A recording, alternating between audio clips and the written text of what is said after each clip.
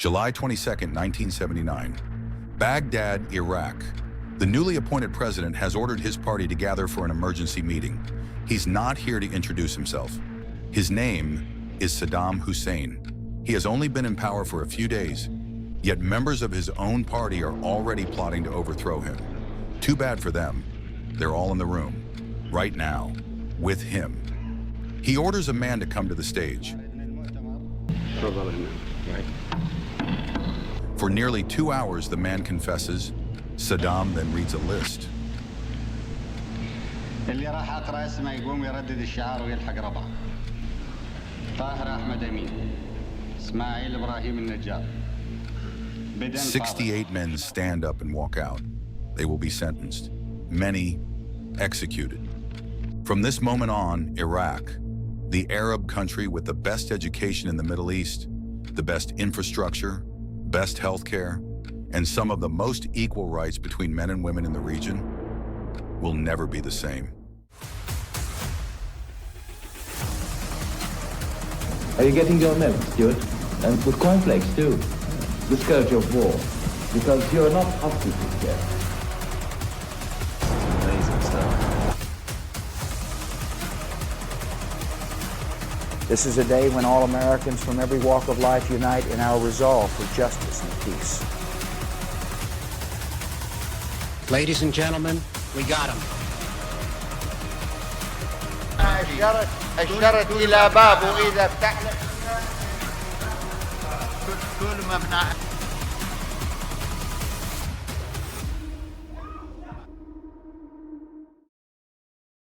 When we think of Iraq, it is hard not to picture war, terrorism, and religious repression. Yet Iraq was once different. In the 1970s, women in urban Iraq wear skirts. They go to beaches in bikinis.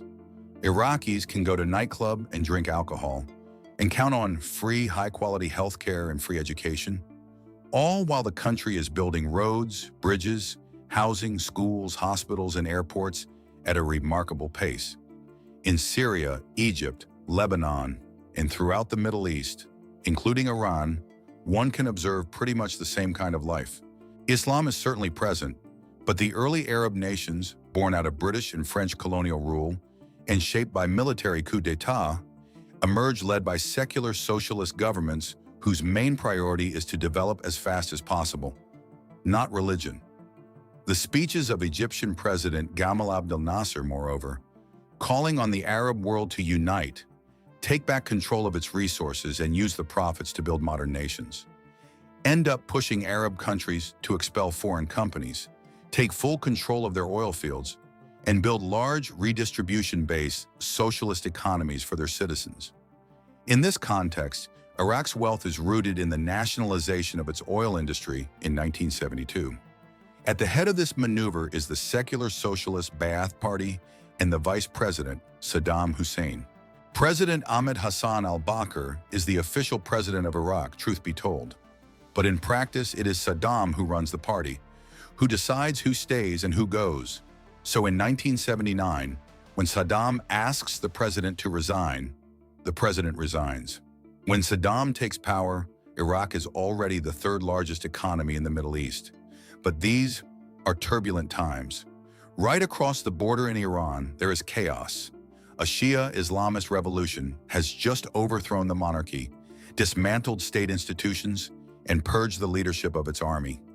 Its new leader, Ayatollah Khomeini, now calls for the export of the revolution across the Middle East. Iraq is deeply vulnerable to this. It is a divided country. Kurds in the north, Sunnis at the head of the state in the center, and a Shia majority in the south. Saddam fears the Iranian Revolution could turn Iraq's Shia population against the ruling Sunni minority to which he belongs. The Iraqi army itself is also largely composed of Shia conscripts. The Sunni Arab monarchies, especially Saudi Arabia and Kuwait, do not want their own Shia populations to revolt either. The Arab states fear political instability, and the West fears disruption of oil exports from the Gulf and rising prices. Saddam, in this, sees an opportunity. Two birds with one stone. If he does nothing, the pressure builds at home and may eventually erupt, taking him down. If he acts, he can redirect that force toward its source.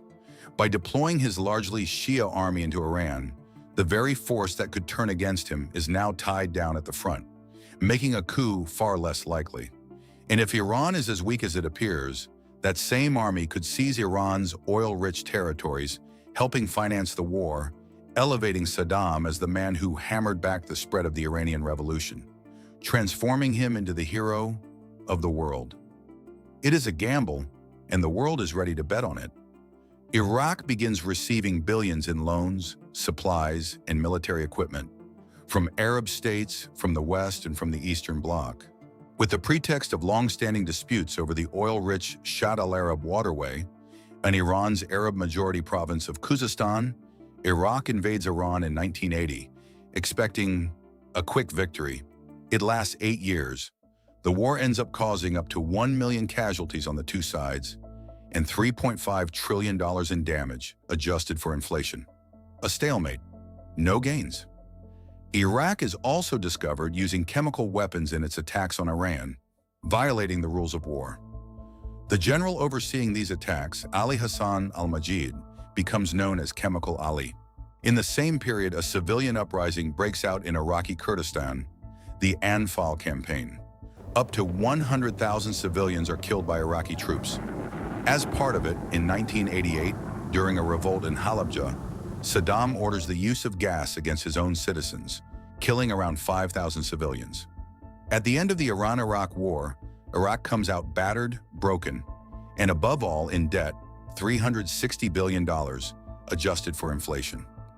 Part of it is owed to the Paris Club, Japan, the Soviet Union, France, Germany, Italy, the United States, the United Kingdom. But the majority to Arab countries, mainly Saudi Arabia and Kuwait.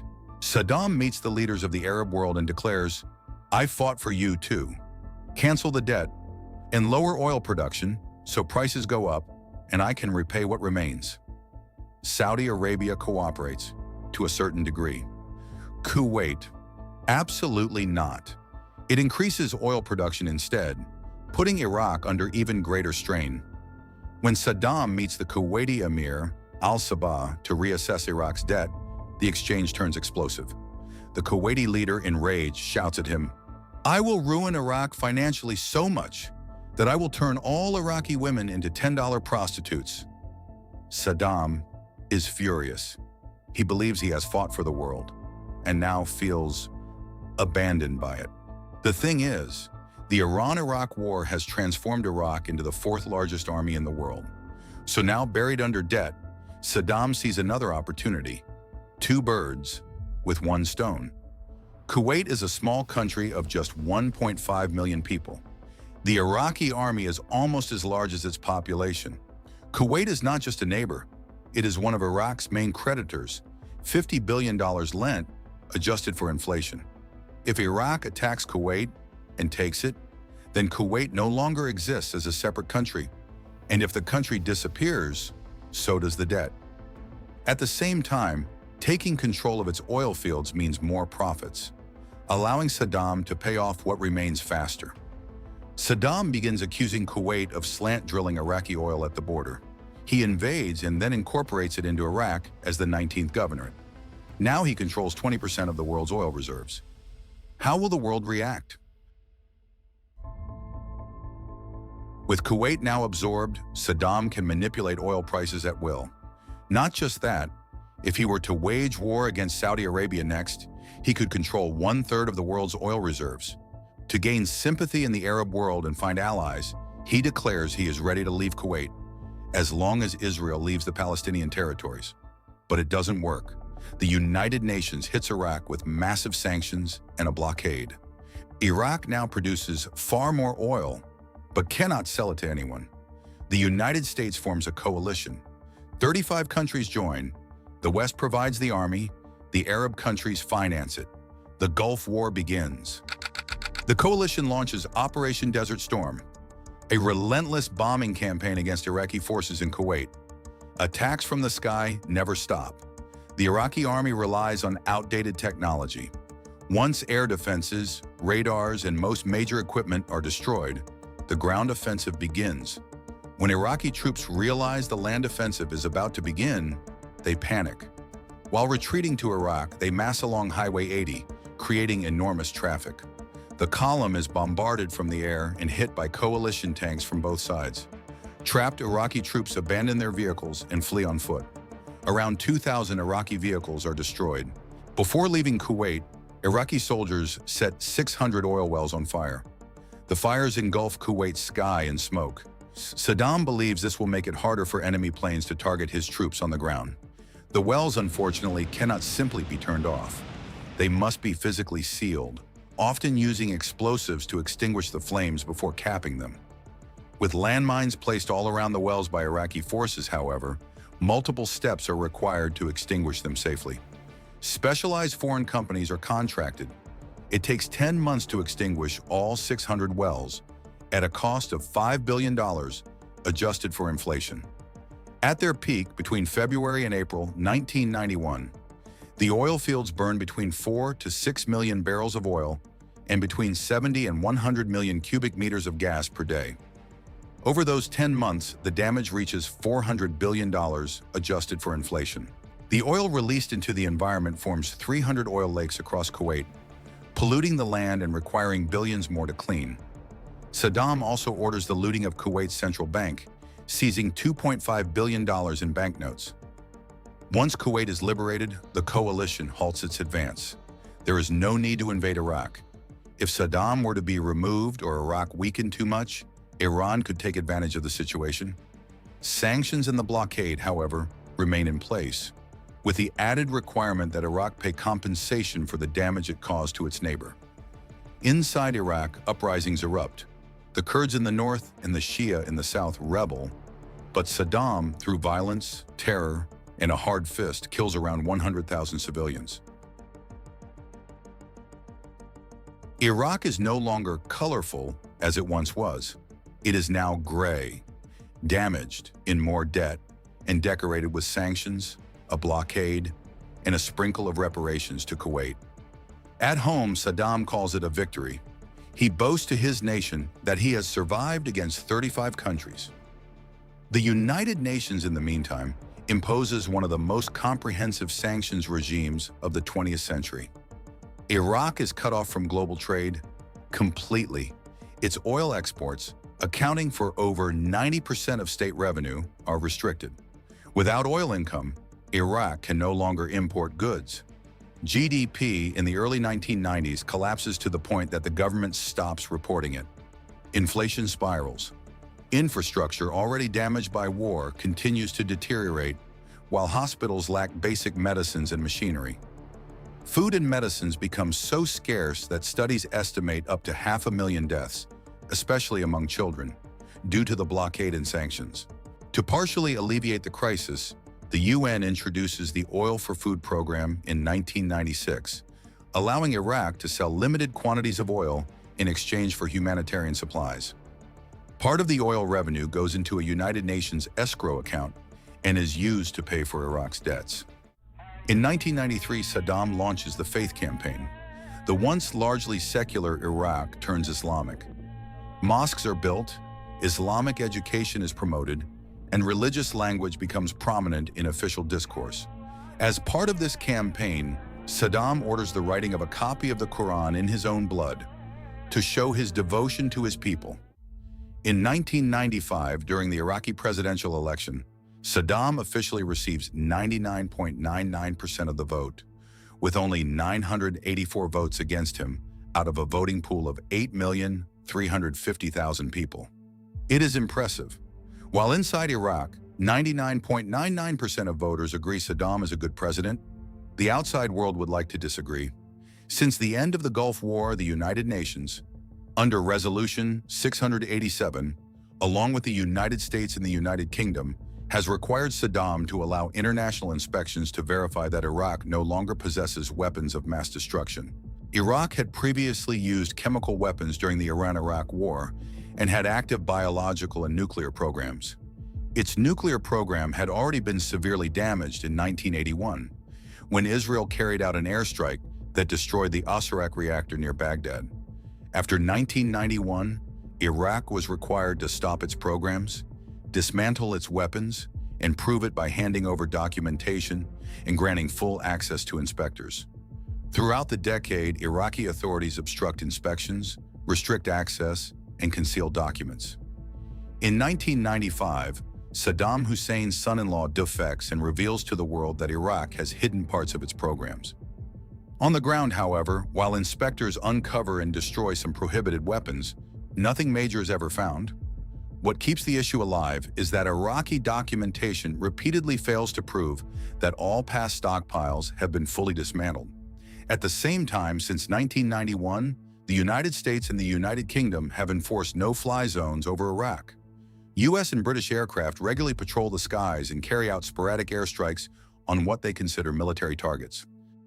In 1998, the confrontation over inspections reaches a breaking point. Saddam expels the inspectors. The United States and the United Kingdom respond with Operation Desert Fox. 4 days of bombing across Iraq, hitting infrastructure, suspected weapons facilities, and Saddam's presidential palaces. Then 9/11. Behind it, Al-Qaeda. The United States declares a global war on terrorism. Caught in the middle, Saddam is accused of cooperating with terrorists. Washington claims he could provide Al-Qaeda with weapons of mass destruction. He is ordered to admit inspectors immediately. Saddam Hussein has chemical weapons. Saddam Hussein has used such weapons. And Saddam Hussein has no compunction about using them again against his neighbors and against his own people. Weapons of mass destruction. Weapons of mass destruction. Weapons of mass destruction. Saddam complies. In the meantime, during the 2002 presidential election, support for Saddam appears to rise even further. He receives 100% of the vote this time, 11,450,000 ballots, not a single one against him. U.S. State Department spokesman Richard Boucher calls it not even worthy of our ridicule, while Iraqi Deputy Izzat Ibrahim insists, you may like it or not, but this is a truthful figure. Once again, the result speaks for itself. At the United Nations, in the meantime, tensions escalate. Iraq is given an ultimatum. Resolution 1441. For a full year, inspectors are granted access. They search military sites, laboratories, warehouses. They find nothing. No chemical, biological, or nuclear weapons. For once, the man responsible for up to 2 million deaths and $4 trillion in destruction across the region, Saddam, is telling the truth. But the United States and the United Kingdom are not convinced. They push for military intervention. The United Nations refuses to authorize it. So in 2003, the two countries invade Iraq anyway. The Iraq War begins. US and UK forces, supported by Kurdish militias, quickly take control of the country. Baghdad falls. Saddam Hussein's statue is toppled in the city center. A temporary authority, the Coalition Provisional Authority, led by US Administrator Paul Bremer, is established. The Iraqi army is dissolved, the Ba'ath Party banned. The country collapses. A power vacuum opens. There is anarchy and violence. On December 13, 2003, Saddam is captured near Tikrit during Operation Red Dawn, hiding in a small underground hole. He is examined, searched, then transferred to Camp Cropper near Baghdad. For nearly 3 years, he remains in detention. He reads, writes poetry, including a poem about George W. Bush, and tends a few bushes in the prison courtyard. His trial begins in 2005. It is chaotic. His lawyers are attacked, some assassinated, and judges are replaced under political pressure. Saddam challenges the court. He shouts, insults the judges, calls the court a puppet of the American occupier. He knows he will be executed, so he makes no effort to cooperate.